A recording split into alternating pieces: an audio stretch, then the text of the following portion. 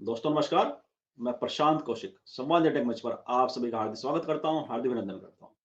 आप सभी जानते हैं, जो देश की जो राजनीति है, उसकी दिशा और दशा पर तमाम तरह की बातें कही जा रही हैं कि आने वाले समय में राजनीति की दिशा किस तरह से हो सकती है, आने वाले जो समय का परिणाम है किस तरह से हो सकते हैं। तो तमाम तरह की बातें इसमें लगातार की जा रही हैं और जब से 5 राज्यों के चुनाव परिणाम सबके सामने आए हैं, उसने इस बहस को एक नया जन्म दे दिया और नए सिरे से इस पर एक नई बहस भी शुरू हो गई है।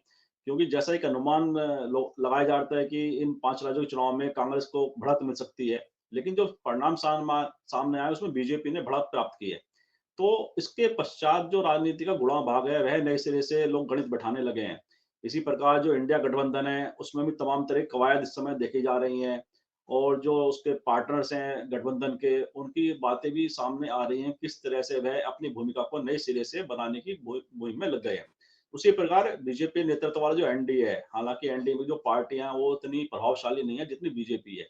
और जो बीजेपी का इसमें आत्मविश्वास है, प्रधानमंत्री मोदी के द्वारा ये कहना है कि हैट्रिक बनाने जा रही है बीजेपी 2024 के लोकसभा चुनाव में, तो ये दिखाता है कि उनके अंदर 3 राज्यों के चुनाव को जीतकर एक नया आत्मविश्वास भी कहीं न कहीं उनके अंदर आ गया है। तो इस तरह की तमाम बातें हैं, इसके इफ़ेक्ट बट क्या है, इन्हीं बातों पर चर्चा करने के लिए आज हमारे साथ देश के बहुत ही वरिष्ठ पत्रकार श्रवण गर्ग हमारे साथ इस चर्चा में शामिल हैं। मैं श्रवण गर्ग जी का बहुत-बहुत स्वागत करता हूँ, बहुत-बहुत अभिनंदन करता हूँ। आप सभी जानते हैं श्रवण गर्ग जी भारतीय पत्रकारिता जगत के ऐसे सशक्त हस्ताक्षर हैं, जिनकी लेखनी और जिनका विश्लेषण सभी को प्रभावित करता रहा है और बड़ा सार्थकता के साथ भरा उनका विश्लेषण रहता है। उनका बहुत-बहुत स्वागत करता हूँ, अभिनंदन करता हूँ। तो श्रवण जी, सबसे पहले चर्चा की शुरुआत यही तो 5 राज्यों के चुनाव परिणाम सबके सामने आ गए हैं और ज़्यादातर लोगों का मानना ये था कि इन 5 राज्यों के चुनाव में कांग्रेस की स्थिति ज़्यादा मजबूत है, लेकिन परिणामों ने बीजेपी की स्थिति को ज़्यादा मजबूत दिखाया। हालाँकि जो कांग्रेस का वोट शेयर है, वो 40% के आसपास रहा है और ऐसा भी एक जो आंकड़े सामने आए हैं, जिसमें अगर टोटल मत जो प्राप्त हुए हैं, उसमें कांग्रेस ने बीजेपी से ज़्यादा मत प्राप्त करे हैं 5 राज्यों के चुनाव में। तो ये क्या इशारा करता है? इसका आप किस तरह से इसको व्याख्या करते हैं कि इन 5 राज्यों के चुनाव परिणाम है, ये भारतीय राजनीति की दिशा को किस तरफ ले जाते दिखाई देते हैं? देखिए, 5 राज्यों के चुनाव में मिजोरम में तो भारतीय जनता पार्टी कहीं थी नहीं। तेलंगाना में भी भारतीय जनता पार्टी कहीं थी नहीं। वो उसका एक विधायक था पहले। अब बचे 3 राज्य। 3 राज्यों में कांग्रेस सत्ता में थी राजस्थान में, और कांग्रेस सत्ता में थी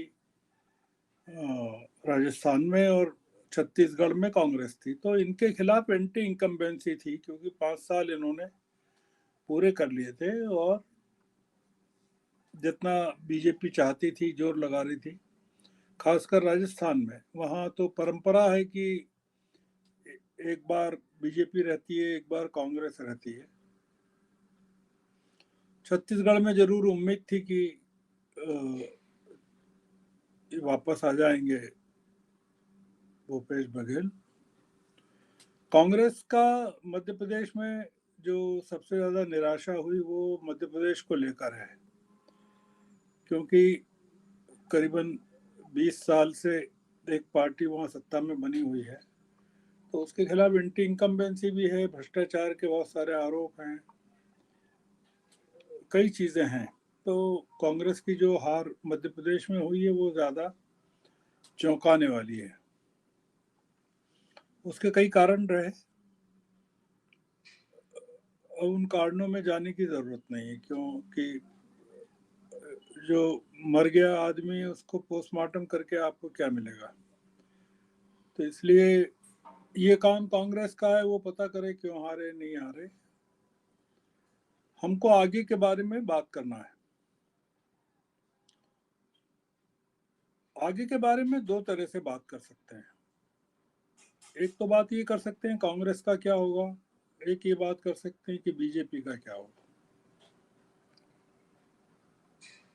कांग्रेस का भविष्य उज्जवल है। कांग्रेस के भविष्य में कोई दिक्कत नहीं है, क्योंकि ये जो हार हुई है 3 राज्यों में, वो कांग्रेस के लिए अच्छी है, क्योंकि अब कांग्रेस अपनी पूरी ताकत नए लोगों के साथ तीनों जगह लगा पाएगी। 2018 में जीत गई थी कांग्रेस इन तीनों राज्यों में, भूपेश बघेल थे और गहलोत थे और कमलनाथ थे, तीनों जगह मुख्यमंत्री। पर 4 महीने बाद ही जब लोकसभा हुआ तीनों राज्यों में, तो कांग्रेस का सफाया हो गया। ये तीनों ही जिम्मेदार थे तब। कांग्रेस को छत्तीसगढ़ में 11 में से सिर्फ 2 सीटें मिली, 9 सीटें बीजेपी को मिली लोकसभा में। मध्य प्रदेश में 2019 में 29 में से 28 सीटें बीजेपी को मिली, कांग्रेस को सिर्फ 1 मिली, वो भी कमलनाथ के बेटे को मिली। राजस्थान में 25 में से 24 सीटें बीजेपी को मिली और 1 सीट आरएलडी को मिली, उसमें भी कांग्रेस को नहीं मिली। ये वो की वही टीम अभी विधानसभा में थी। गहलोत तब भी थे, अब भी है। कमलनाथ तब भी थे, अब भी है। भूपेश बघेल तब भी थे, अब भी थे। अगर जीत जाती कांग्रेस तो तय नहीं था कि लोकसभा में क्या करेंगे ये लोग, क्योंकि अभी जो चिंता है वो विधानसभा की नहीं है, लोकसभा की है। इन लोगों का हारना कांग्रेस के लिए अच्छा हुआ, क्योंकि अब ये लोग अब बाहर हो गए। ये लोग अब कमान में नहीं है, क्योंकि तीनों ही जगह कांग्रेस को नया नेतृत्व खड़ा करना पड़ेगा जो लोकसभा का चुनाव लड़वाएगा। इन लोगों ने जो गलतियां की उसका परिणाम भुगतना पड़ा। तो ये कांग्रेस के लिए अच्छा है जो हुआ है, कांग्रेस के लिए अच्छा है। कांग्रेस जीत गई तेलंगाना में, आपने देखा कि कितने जबरदस्त तरीके से जीती है। आपने देखा कि मिजोरम में जो सत्ता में थी पार्टी, एनडीए का गठबंधन थी, उसका सफाया हो गया। तो एनडीए और कमजोर हो गया। मतलब अब एमडीए मिजोरम में भी कमजोर हो गया, मणिपुर में भी हो गया, बीजेपी कमजोर हो गई। तो नॉर्थ ईस्ट में केवल बीजेपी त्रिपुरा में और असम में बची है। दक्षिण में तेलंगाना के बाद पूरा का पूरा दक्षिण चला गया हाथ से। कर्नाटक और तेलंगाना के बाद 150 सीटें हैं पार्लियामेंट की। बिहार में 2019 में नीतीश कुमार साथ में थे बीजेपी के, अब नहीं है, तो 40 सीटें हैं बिहार में। वैसे ही झारखंड में बीजेपी की सरकार थी, तो अब वहां सोरेन की सरकार है, वहां 14 सीटें हैं। बंगाल में ममता बनर्जी की है, तो आप सोचिए कि बंगाल के 42 और 40 यहाँ की, बिहार की, और 14 सीटें झारखंड की। 96। ये बीजेपी के पास कुछ है नहीं अब। और महाराष्ट्र में आप देख ही रहे हैं कि कितनी बुरी हालत है बीजेपी की। केवल तो इसलिए भारतीय जनता पार्टी के लिए क्या जरूरी है कि गुजरात, मध्य प्रदेश, महाराष्ट्र, गुजरात, मध्य प्रदेश, छत्तीसगढ़ और राजस्थान, इसकी 91 सीटें हैं, ये जीतना जरूरी। उत्तर प्रदेश में 80 सीटें हैं, वो जीतना जरूरी है। उत्तराखंड जीतना जरूरी है, हरियाणा जीतना जरूरी है। महाराष्ट्र में ज्यादा से ज्यादा जगह बनाना जरूरी है। भारतीय जनता पार्टी के सामने बड़ा संकट है इस समय, क्योंकि उसके पास 272 सीटें लाने के लायक राज्य बचे नहीं है। अब उसके पास जो राज्य बचे हैं वो बचे हैं, असम बचा है, उसके पास हरियाणा है, उत्तर प्रदेश है, मध्य प्रदेश, छत्तीसगढ़, राजस्थान है, गुजरात है। ये मोटे मोटे राज्य हैं। अब इन राज्यों की सारी सीटें भी मिल जाए इनको, तब भी पिछली बार जितना आंकड़ा नहीं बनता। आप अगर जोड़ लें तब भी नहीं बनता है, जबकि सारी सीटें मिलेंगी नहीं। तो भारतीय जनता पार्टी इस समय सबसे ज्यादा संकट में है। और माहौल ये बनाया जा रहा है कि इंडिया अलायंस संकट में। इंडिया अलायंस संकट में है ही नहीं। आपने खुद ने अपनी भूमिका में कहा कि एनडीए के पास, एनडीए कमजोर है। एनडीए के पास कोई भी बड़ा दल नहीं है इस समय, एक भी नहीं है। बड़ा दल केवल शिवसेना जो टूट कर आया है वो है, बाकी कोई नहीं है। इंडिया अलायंस में सारे बड़े दल हैं अभी, तो इसलिए इंडिया अलायंस को, गठबंधन को चिंता की जरूरत नहीं है। ये जो इंडिया अलायंस है ये आगे के लिए काफी महत्वपूर्ण है और मजबूत है। दूसरा ये कि देश की जनता को भी एक चीज सोचना पड़ेगा कि अगर विपक्ष नहीं रहेगा तो देश में तानाशाही आ जाएगी। अगर मोदी जी इतनी कोशिश कर रहे हैं वो सत्ता में आ जाएं, आ भी सकते हैं। सवाल ये कि अगर वो कमजोर मेजोरिटी के साथ आएंगे या मेजोरिटी के लगभग आएंगे तो देश सुरक्षित रहेगा, क्योंकि एक मजबूत विपक्ष अगर रहेगा पार्लियामेंट में तो सरकार मनमानी नहीं कर पाएगी। अभी क्या हो रहा है कि ये 3 राज्यों में जीत के कारण राज्यसभा में उनकी सीटें बढ़ जाएंगी बीजेपी की। तो अगर लोकसभा में भी अगर भयानक मेजोरिटी मिल जाए और राज्यसभा में भी मेजोरिटी हो जाए तो फिर सरकार सब कुछ बदल देगी देश में। न्यायपालिका भी बदल देगी, सब संस्थाएं बदल देगी, कानून बदल देगी, आम आदमी की जिंदगी फिर चीन और रूस जैसी हो जाएगी। और सरकार कहेगी कि भाई हम 80 करोड़ लोगों को खाना दे ही रहे हैं, हम 140 करोड़ को देंगे, आपको बस बोलने की जरूरत नहीं, चुप रहिए।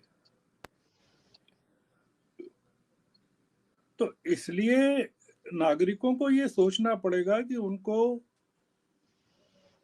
क्या चाहिए। नागरिकों को रोजगार भी चाहिए,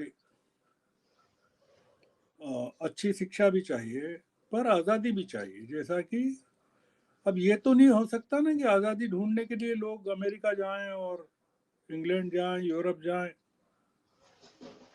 और सिर्फ पेट भरना हो तो यहाँ रुके रहें। आपने देखा होगा कि लोग करीबन 600 लोग रोज प्रतिदिन देश छोड़कर जा रहे हैं। हमारे नागरिकों को पता नहीं है ये बात। 600 से 700 लोग हर दिन साल भर तक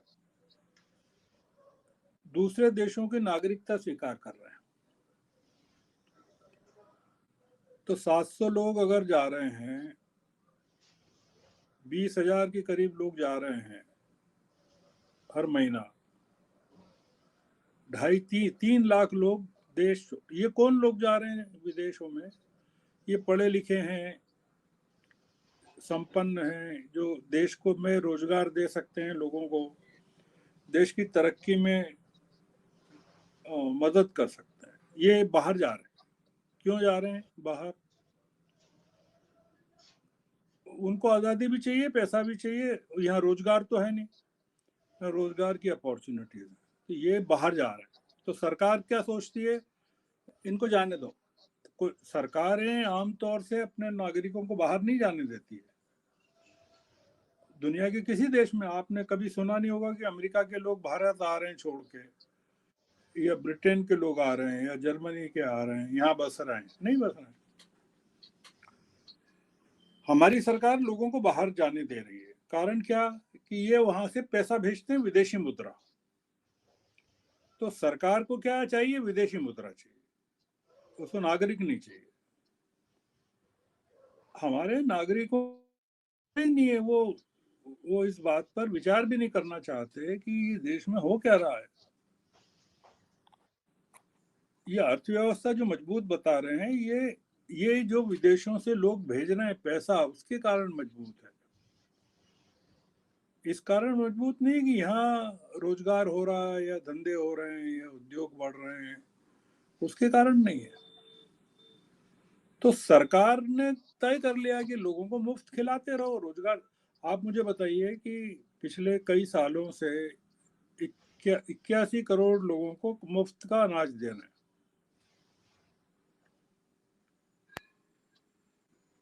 कितने साल हो गए जब ये सरकार थी यूपीए की, उसके आखिरी दिनों में ये तय हुआ था कि ये अनाज देना चाहिए जरूरतमंद लोगों को। जी जी। आप देखिए कि उसमें 1 करोड़ लोग भी कम नहीं हुए हैं। किसी ने सोचा कि भाई ये 81 करोड़ के 81 करोड़ ही खाना खा रहे हैं। अगर कम 1 करोड़ हो जाते कम कि भाई उनको रोजगार मिल गया, वो पैरों पे खड़े हो गए। आपने हालत तो ये कर दी कि आप 81 को 100 करोड़ अब करना पड़ेंगे, ऐसी हालत कर दी। तो सरकार चाहती क्या है कि आप खाना खाते रहो, मुफ्त का अनाज लो, मुफ्त की सुविधाएं लो, पर बोलो मत। और देश में एक तरह की व्यवस्था जो आगे चल के बहुमत हो जाएगा तो हिंदू राष्ट्र घोषित कर देंगे, अदालतों की जरूरत नहीं रहेगी, बहुत सारी चीजें ये लोग कर देंगे। तो इसलिए उसको रोकने के लिए नागरिकों को समझना जरूरी पड़ेगा कि ये जो चल रहा है इसको कैसे बदला जाए, रोका जाए। ये मामला कांग्रेस का नहीं है, भाजपा के विरुद्ध कांग्रेस के समर्थन का नहीं है। ये मामला ये है कि भाजपा के खिलाफ या जो सरकार है उसके खिलाफ एक विपक्ष को बनाए रखने का है कि कोई कभी सरकार कोई गलत काम कर रही हो तो उसको रोका जा सके। विपक्ष की जरूरत तो ये इसलिए होती है। इसलिए इंडिया अलायंस जो आप देखेंगे कि अभी दक्षिण भारत की 150 सीटें मैंने बताया निकाल दीजिए, फिर 40-42 सीटें बंगाल की हैं, 40 सीटें बिहार की 82 सीटें हैं, और फिर झारखंड की है सीटें। तो आप सोचिए कि 150 सीटें वो और 100 सीटें ये, 250 सीटें चली गई। अब क्या बची सीटें? 250 सीटें बची। महाराष्ट्र के भी ऐड कर लीजिए, महाराष्ट्र के भी, वहाँ हाँ, भी तो महाराष्ट्र की भी ऐड कर लीजिए। तो लगभग बीजेपी के पास बचा क्या? तो ऐसा तो नहीं है ना कि जितनी बची वो सारी की सारी मिल जाएगी। जी जी, बिल्कुल बिल्कुल। इसलिए बीजेपी सब कुछ कर रही है कि पार्लियामेंट के मेंबर्स को इस्तीफे दिलवा दिए। आप देख रहे हैं ना कि ये मुख्यमंत्री तक नहीं चुन पा रहे, 4 दिन हो गए। 3 तारीख को रिजल्ट आए थे। कब आए थे? 3 तारीख 3 में को ही आए थे। आए थे ना? है? आज 3 में आए थे। पांचवा दिन है, हाँ, 8 तारीख है। 3 तारीख में आए थे, आज 8 तारीख है, 5 दिन हो गए हैं। 5 दिन हो गए। वहाँ तेलंगाना में उसको शपथ भी दिलवा दी उन्होंने, विभाग भी बांट दिए उन्होंने, सब कर दिया। इतने झगड़े चल रहे हैं बीजेपी में कि ये तय नहीं कर पा रहे हैं कि किसको मुख्यमंत्री बनाया। तो भारतीय जनता पार्टी जीत कर भी कमजोर हो गई है और कांग्रेस हार कर भी मजबूत हो गई है। ये जो आपका सवाल था इलेक्शन का और इंडिया अलायंस का, उसके बारे में मैंने जवाब दिया। अब आपका कोई सवाल हो जी जी, तो आप पूछ लें। बिल्कुल ठीक कहा आपने। कई बार जीत कर भी हार कहीं ना कहीं होती है, और हार कर भी जीत में जो स्थिति होती है वो कहीं ना कहीं कई बार ऐसे परिदृश्य बन जाते हैं। और इसी को आगे बढ़ाते हुए, जैसे आपने कहा कि ये इंडिया गठबंधन के लिए और खासतौर से कांग्रेस पार्टी के लिए, मतलब ऐसा निराशा वाली बात नहीं है। जिस तरह से जो पुरानी पीढ़ी के जो उनके नेता थे, और कांग्रेस को मौका मिला है कि नए जो नेतृत्व है उसको उभारने का, उसको स्थापित करने का। तो ये जो मौके हैं राजस्थान की, छत्तीसगढ़ के, मध्य प्रदेश के, और इंडिया अलायंस की जो एक पूरी कवायद है, उसमें किस तरह से आप परिवर्तन कुछ देखते हैं? किस तरह से उसमें परिवर्तन की सुगबुगाहट आप महसूस कर पा रहे हैं? क्या लगता है आपको? नहीं, परिवर्तन तो क्या है, ये इंडिया अलायंस को क्या करना है ये समझिए आप। इंडिया अलायंस की दिक्कत क्या है समझ लीजिए। मध्य मैंने आपको गिनाई सीटें। जी इंडिया अलायंस में जो सबसे ज्यादा परेशानी पैदा करते हैं या नाराजगी करते हैं वो कौन लोग हैं? एक तो अखिलेश यादव हैं, एक नीतीश कुमार हैं, एक ममता बनर्जी हैं और एक केजरीवाल है। उत्तर प्रदेश में 80 सीटें हैं, बंगाल में 42 सीटें, 122 कितनी हो गई, 122 सीटें हो गई, 122 हो गई, और 40 सीटें बिहार की बिहार की, 162 162 हो गई, और एक 17 और 13 और 7 20 सीटें पंजाब और दिल्ली की हो गई। 182 सीटें हैं इन लोगों के पास। ये लोग नहीं चाहते कांग्रेस के साथ मदद करना, वो ये चाहते ही नहीं कि कांग्रेस यहाँ से चुनाव लड़े। इन राज्यों में बीजेपी के पास 106 सीटें हैं, बंगाल, उत्तर प्रदेश, बिहार, पंजाब और दिल्ली में 106 सीटें। अगर ये कांग्रेस को नहीं देंगे सीटें 106 में से और चाहेंगे खुद ही लड़ें, तो बीजेपी इनको हरा देगी।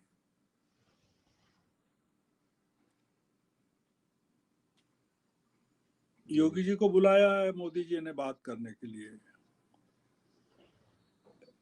बीजेपी इस समय इस कोशिश में है कि यूपी की 80 की 80 सीटें मिलना चाहिए।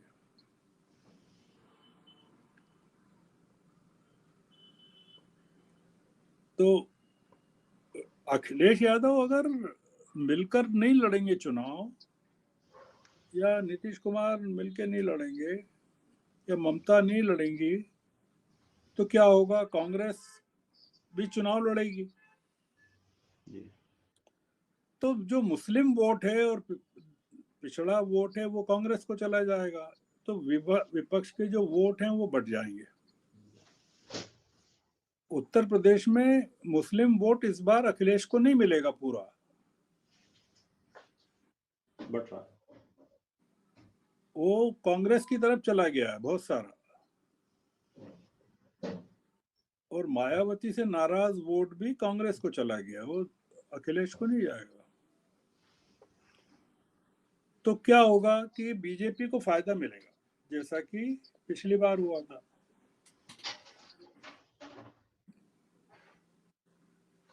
बंगाल में अगर मुसलमान नाराज हो जाएंगे, बीजेपी के कांग्रेस के साथ चले जाएंगे। अभी ममता को मिला था वोट, अब मुसलमान 30% है वहां। अगर वो कांग्रेस के साथ चले जाएंगे तो ममता की बहुत सारी सीटें हार जाएगी ममता।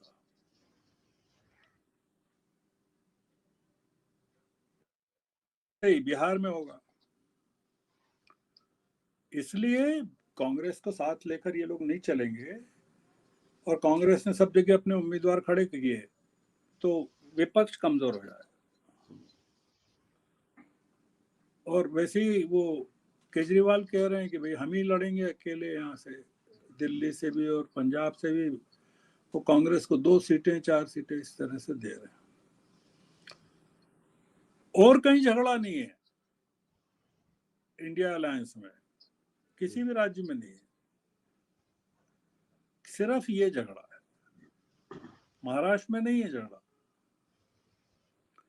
तमिलनाडु में नहीं है। तो इसलिए ये इसको झगड़े को निपटा लेंगे, कोई इशू नहीं है बड़ा।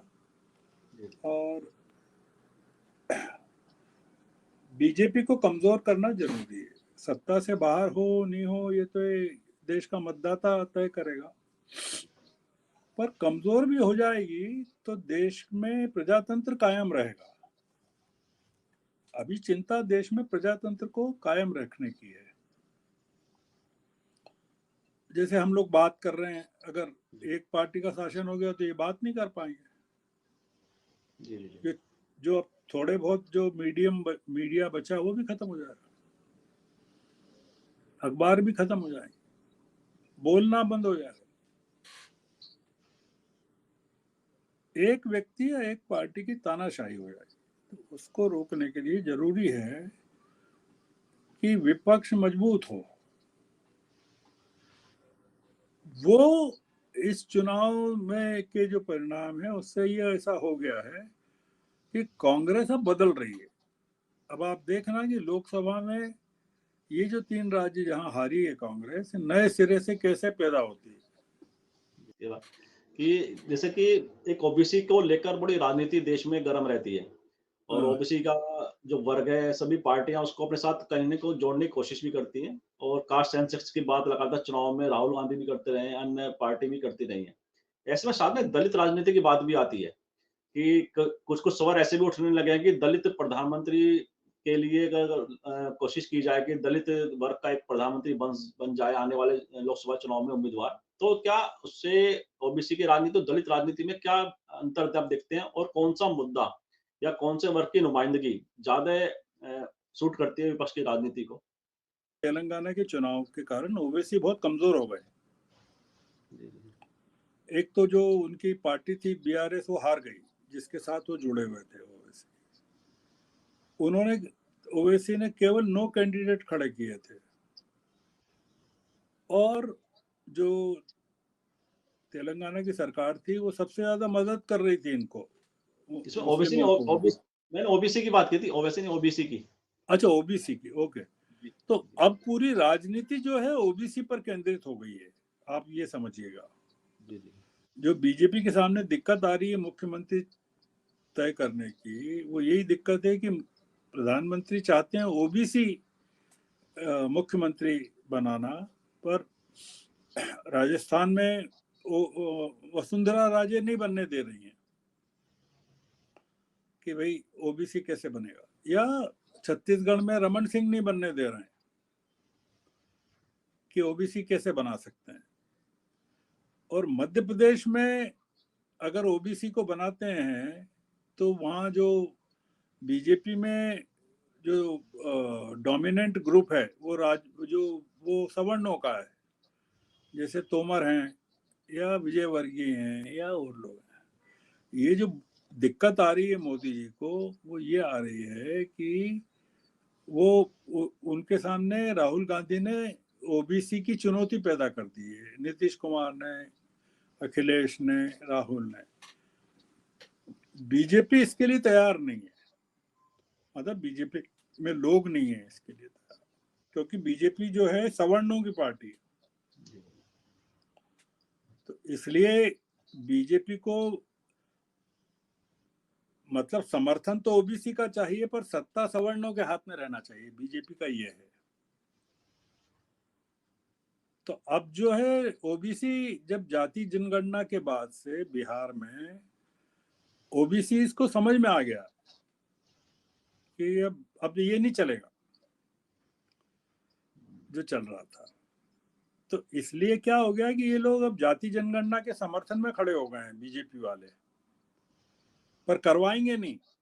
जैसे घोषणा नहीं करेंगे, वो करवाएंगे भी, क्योंकि कराएंगे कभी तो पोल खुल जाएगी कि भाई कितने लोग हैं, किस जाति के हैं। तो उत्तर प्रदेश में भी पता चलेगा कि सबसे ज्यादा संख्या ओबीसी की है या नॉन जाटव की है या मुस्लिम्स की है। इसलिए ये पूरा का पूरा जो गणित है, अब पूरी देश की राजनीति जो है वो अगर ओबीसी पर पहुंच गई तो भारतीय जनता पार्टी के लिए बड़ा संकट पैदा हो जाए। तो बहुत बिल्कुल बहुत सर। धन्यवाद आपका प्रशांत जी, और जी, अच्छा आपने लगा आपसे बात करके। जी भाई आपके साहब। दर्शकों को, श्रोताओं को बहुत बहुत धन्यवाद कि वो जी, जी। आशा है वो इस चर्चा का लाभ लेंगे और समझेंगे। जी, बिल्कुल। मैं तो भी आपका बहुत-बहुत आभार व्यक्त बहुत करता बहुत हूँ। आभार, धन्यवाद, थैंक यू, आपने अपने दर्शकों का नमस्कार समय निकाला। मैं आपका बहुत-बहुत आभार जी, व्यक्त करता हूँ। धन्यवाद। थैंक यू, नमस्कार। और मैं अपने सभी दर्शकों से भी आग्रह करता हूँ इस वीडियो को लाइक करें, शेयर करें, कमेंट करें। साथ ही संवाद निर्णय चैनल को सब्सक्राइब के साथ बेल आइकन जरूर दबाएँ, जिससे संवाद निर्णय के अपडेट आपको समय से मिलते रहें। आप सभी का बहुत-बहुत धन्यवाद। बहुत-बहुत धन्यवाद।